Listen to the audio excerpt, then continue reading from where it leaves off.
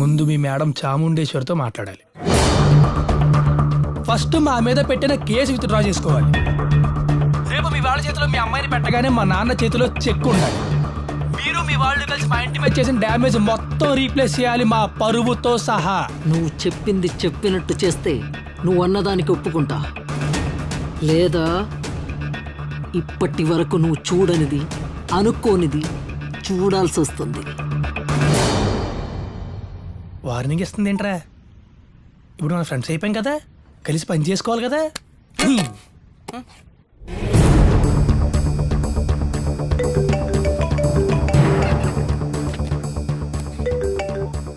అమ్మా అంతా ఓకే కదా? ఎటువంటి ఇబ్బంది లేదు కదా? ఏం లేదు, ఒకసారి నాన్నకు ఫోన్. కేసు వాపసు తీసుకున్నారు. వాళ్ళ అమ్మాయిని వాళ్ళకి హ్యాండ్ ఓవర్ చేస్తే చెక్కు మనకి ఇచ్చేస్తారంట. షార్ప్ 11 కల్లా చెక్ మీ చేతిలో ఉంటుంది, ఇవ్వగానే కాల్ చేయండి. అలాగే నాన్న. ఓకే నాన్న. పదరా. అన్నా, నాకు డౌటు. మా అమ్మాయి ఫ్రెండ్ నీ లవర్ అన్నావు కదా, మరి మా అమ్మాయిని పట్టిస్తే మీ లవర్ ఫీల్ అవదా? అది కరెక్టేరా, ఇంత చిన్న లాజిక్ ఎలా మిస్ అయ్యాను నేను?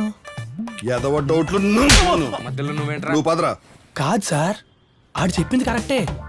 లవ్ యూ రా. మన ఆపరేషన్ 11 o'clockలో చిన్న చేంజ్. మీరు యాజ్ ఇట్ ఈస్ 11 కల్లా మీ అమ్మాయిని తీసుకెళ్ళిపోండి. నేను 11:30 కల్లా ఏమీ తెలియనట్టు ఎంటర్ అయిపోతా. ఓకే. మీ అమ్మాయి డెక్కన్ పార్క్ దగ్గర ఉంది.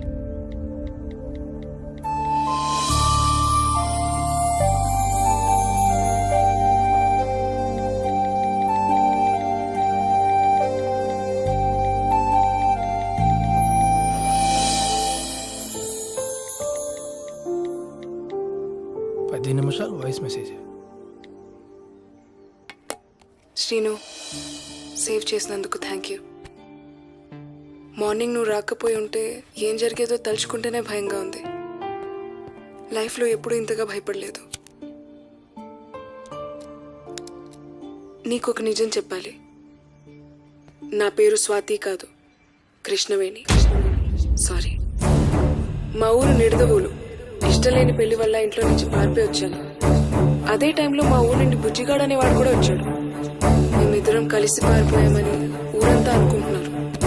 నేను ఊరికెళ్ళి ఇంట్లో నిజం చెప్పలేని పరిస్థితి.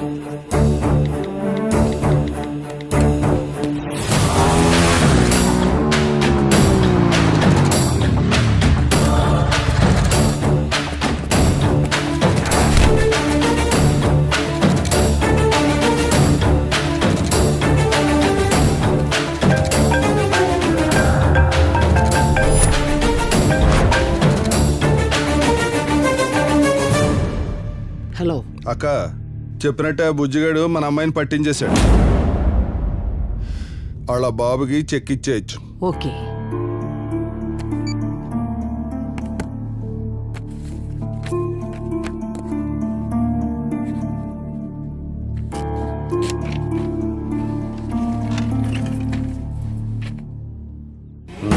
వెళ్దామా?